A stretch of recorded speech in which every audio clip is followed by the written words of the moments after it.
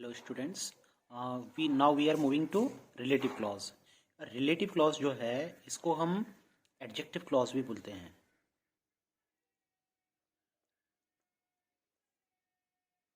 और tenth class students के लिए मैं बता दूं, टेंथ क्लास स्टूडेंट्स के लिए पहले जो टॉपिक आता था वो था क्लॉज, और अब उसको थोड़ा सा सीमित कर दिया गया है और अब उनके लिए एक टॉपिक है रिलेटिव क्लॉज। तो आज जो मैं वीडियो बनाने जा रहा हूँ वो टेंथ क्लास स्टूडेंट्स के लिए भी काम आएगा। अब देखते हैं रिलेटिव क्लॉज क्या होते हैं। Relative clause are clauses starting with relative pronouns. ऐसी क्लॉज जो रिलेटिव प्रोनाउन से शुरू होते हैं उनको हम रिलेटिव क्लॉज कहते हैं। और रिलेटिव प्रोनाउन कौन कौन से हैं यहाँ पर? Who, that, which, whose, where and when. ये रिलेटिव क्लॉज हैं जिनसे स्टार्ट होने वाले जो क्लॉज हैं उनको हम रिलेटिव क्लॉज बोलते हैं। रिलेटिव ये जो शब्द है रिलेटिव, ये बताता है एक रिलेशन को, संबंध को। और एडजेक्टिव जो है, एडजेक्टिव यहाँ पे बताते हैं हमें ऐसे शब्द जो कि किसी संज्ञा शब्द नाउन की विशेषता बताते हों। तो रिलेटिव क्लॉज का या एडजेक्टिव क्लॉज का यहाँ पे जो अर्थ है वो ये है कि एक पूरा का पूरा सेंटेंस एक एडजेक्टिव की तरह बिहेव करता है। और दूसरी बात देखिए, they are most often used to define और identify the noun that precedes them. ये इनका प्रयोग किसके लिए होता है? इनका प्रयोग होता है उस नाउन को डिफाइन करने के लिए, आइडेंटिफाई करने के लिए जिस जो इनसे पहले आती है। ठीक है, देखिए एक एग्जाम्पल से समझिए। Do you know the girl? क्या तुम उस लड़की को जानते हो? किस लड़की को? Who got first rank. अब देखिए, हु गॉट फर्स्ट रैंक, जिसने प्रथम स्थान प्राप्त किया, ये जो है ये है आपका सबऑर्डिनेट क्लॉज।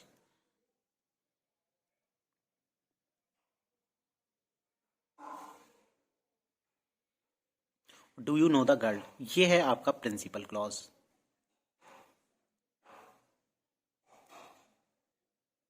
और थोड़ा सा मैं रिमाइंड कर दूं, प्रिंसिपल क्लॉज को हम इंडिपेंडेंट क्लॉज भी बोलते हैं और सबऑर्डिनेट क्लॉज को बोलते हैं हम डिपेंडेंट क्लॉज। अब देखिए यहां पर ये जो रिलेटिव प्रोनाउन है हु से स्टार्ट होने वाला ये पूरा सेंटेंस इससे पहले आने वाले नाउन, ये जो नाउन है द गर्ल, इसको डिफाइन करने के लिए या फिर इसको आइडेंटिफाई करने के लिए प्रयोग किए जाते हैं।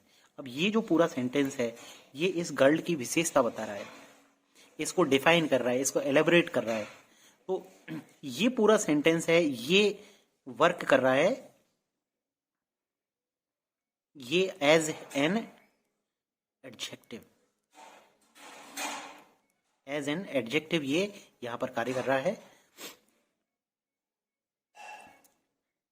आगे देखिए,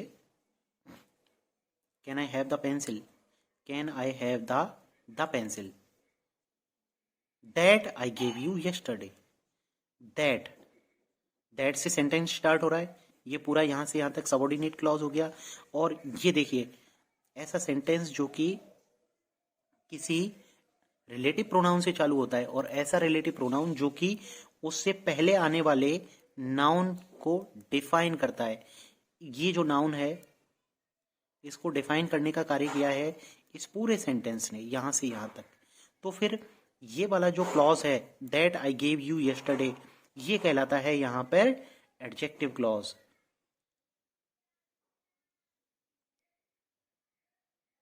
या फिर हम इसको बोलते हैं रिलेटिव क्लॉज।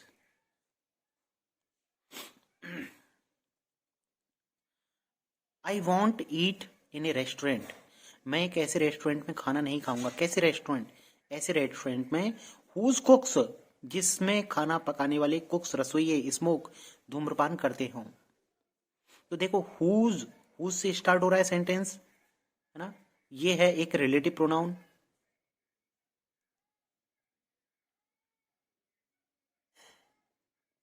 यहां पर दैट, ये भी एक रिलेटिव प्रोनाउन था।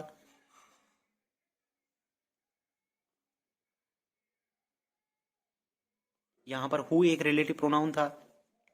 इसी तरीके से इस सेंटेंस में हुज जो है वो एक रिलेटिव प्रोनाउन है। हुज कुक्स स्मोक, जिसमें खाना पकाने वाले कुक्स स्मोकिंग करते हैं। I want eat in A restaurant.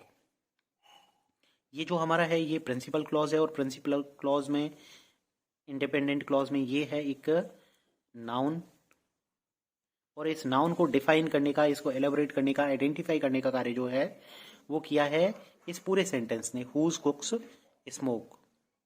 ये क्या है हमारा यहाँ पर, ये पूरा का पूरा ये है रिलेटिव क्लॉज।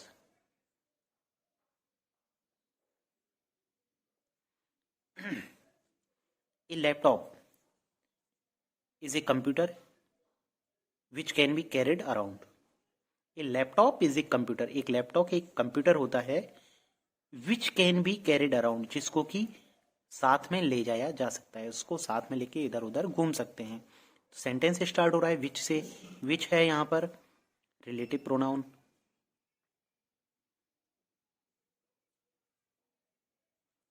और ये पूरा का पूरा sentence which can be carried around ये है यहाँ पर रिलेटिव क्लॉज या adjective clause. Laptop is a computer, ये पूरा सेंटेंस यहां से यहां तक ये है प्रिंसिपल क्लॉज या फिर इंडिपेंडेंट क्लॉज। और एक कंप्यूटर, ये है यहां पर नाउन, जिसको डिफाइन करने का कार्य किया है which can be carried around इस रिलेटिव क्लॉज ने। अब देखिए, there is a relative pronoun whom. Whom एक रिलेटिव प्रोनाउन है which can be used as the object of the relative clause, जिसको कि रिलेटिव क्लॉज के ऑब्जेक्ट के रूप में हम काम में लेते हैं। होम आपको वैसे भी बताता है ऑब्जेक्ट को ही। My science teacher is a person. Whom I like very much, जिसको कि मैं बहुत पसंद करता हूं। तो यहां पर इसको इस तरह से भी लिख सकते हैं, I like my science teacher very much. देखिए, I like my science teacher, ये क्या है यहां पर, ये है ऑब्जेक्ट। तो my science teacher is a person, मेरा साइंस टीचर एक ऐसा व्यक्ति है हुम, जिसे आई लाइक वेरी मच, मैं बहुत ज़्यादा पसंद करता हूँ। तो फिर हुम एक रिलेटिव प्रोनाउन है, और इससे स्टार्ट होने वाला sentence I like very much ये पूरा का पूरा एक रिलेटिव क्लॉज है। और इस रिलेटिव क्लॉज के यहाँ पर इस जगह पर जो कि ऑब्जेक्ट आना चाहिए था, उसके लिए ये होम यहाँ पे कार्य करता है। और होम किसके लिए आया है, इज ए पर्सन, या फिर ऐसा कहते हैं कि ये आया है माई साइंस टीचर के लिए।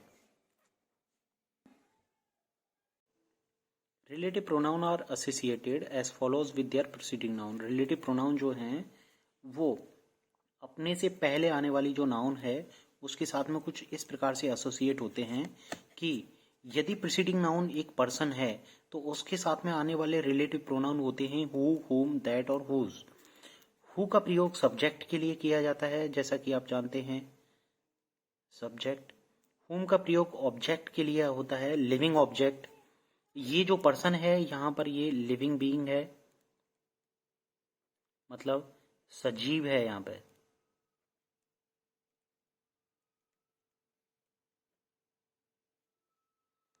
दैट का प्रयोग भी हो जाता है। हुज का प्रयोग संबंध बताने के लिए वो करते हैं, स्पेशली रिलेशन।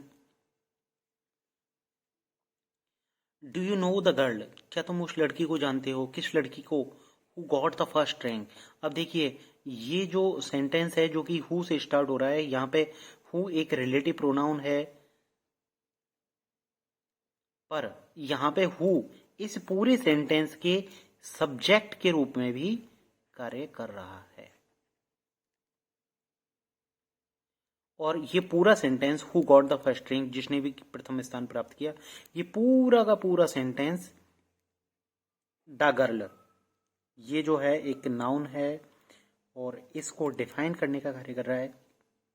तो फिर यहां पर ये जो do you know the girl, ये जो है ये पूरा एक प्रिंसिपल क्लॉज है, और इस प्रिंसिपल क्लॉज की जो नाउन है द गर्ल, इसको डिफाइन करने के लिए ये पूरा सेंटेंस है जो कि एक सबऑर्डिनेट क्लॉज है।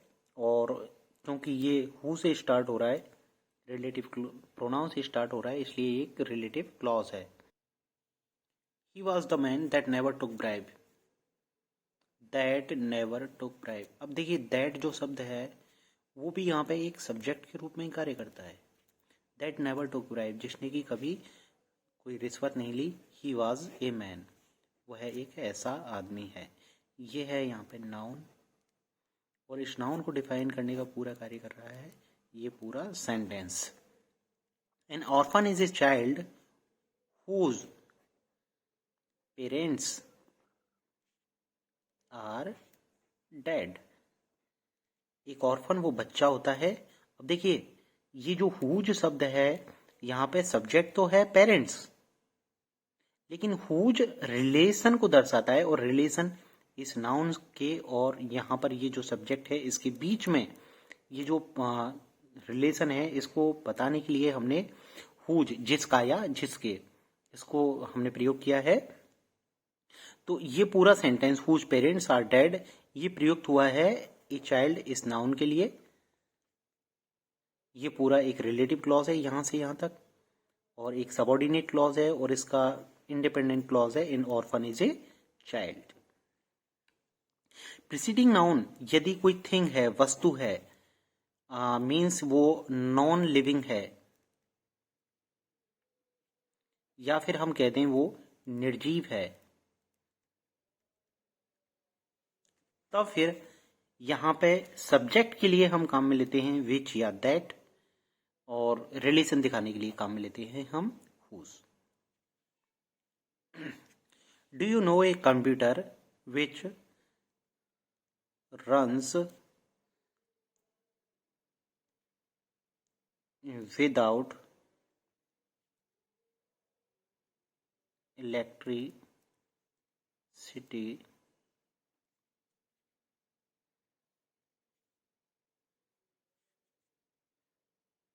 क्या तुम ऐसे कंप्यूटर को जानते हो जो कि विदाउट इलेक्ट्रिसिटी के चलता है, बगैर किसी बिजली के चलता है? No, that is not possible. So which which runs without electricity, जो कि बगैर बिजली के चलता है। अब देखिए विच शब्द जो है वो किसी ना किसी, ये शब्द यहाँ पर कार्य कर रहा है सब्जेक्ट के लिए, और ये किसी ना किसी नाउन के लिए प्रयोग होता है जो कि होती है एक नॉन लिविंग, निर्जीव संज्ञा। ठीक है, ये पूरा सब यहाँ से विच से लेके इलेक्ट्रिसिटी तक, ये जो सेंटेंस है स्टार्ट होता है विच रिलेटिव प्रोनाउन से, और ये डिफाइन करने का कार्य कर रहा है एक कंप्यूटर को।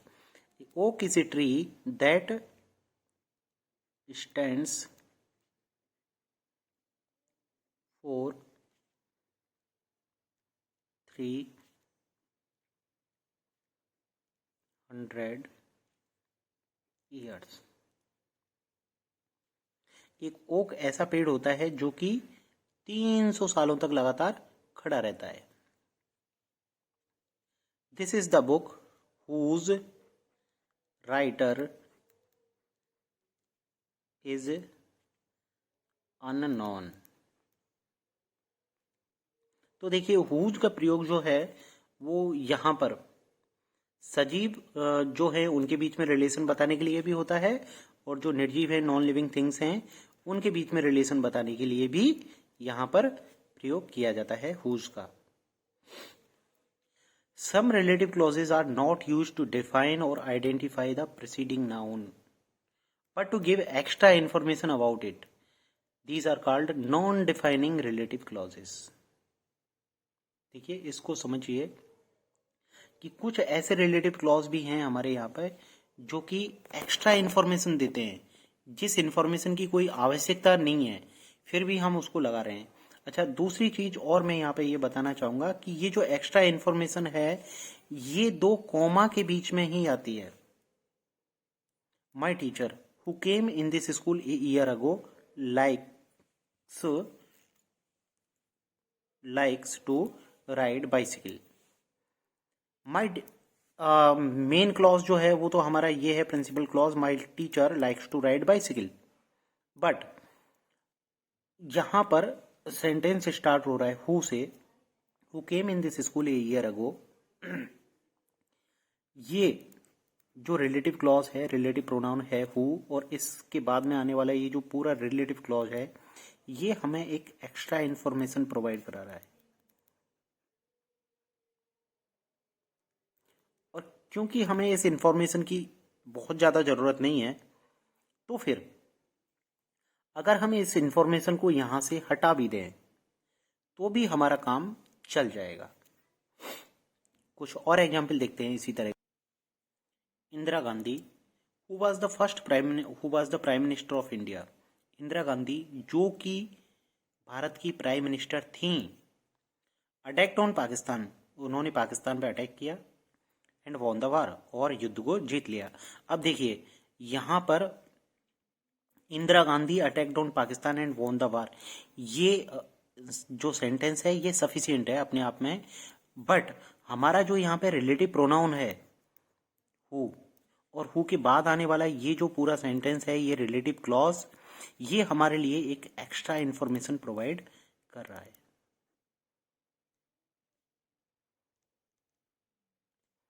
और हालांकि इसकी ज़्यादा ज़रूरत नहीं है, हम इसको पहले से ही जानते हैं इतना।